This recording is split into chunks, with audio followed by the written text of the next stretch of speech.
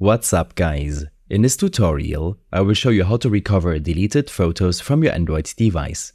This should be quite an easy tutorial. For more information, click on the first link in the description below.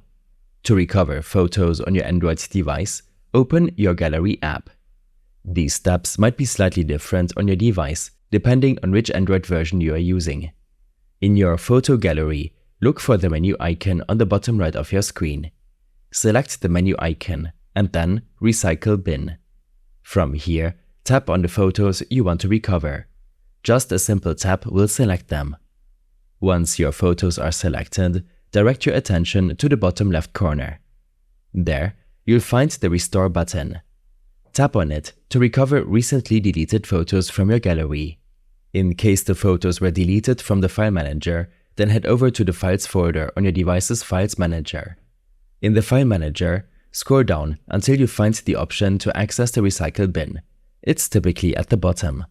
Here, you'll find the deleted files that were removed from the File Manager. Select the files you wish to restore and then tap the Restore button at the bottom left. These steps and more information will be available in my extensive guide linked in the description below. I hope this helped you out. Leave a comment if you have any questions and see you in the next one.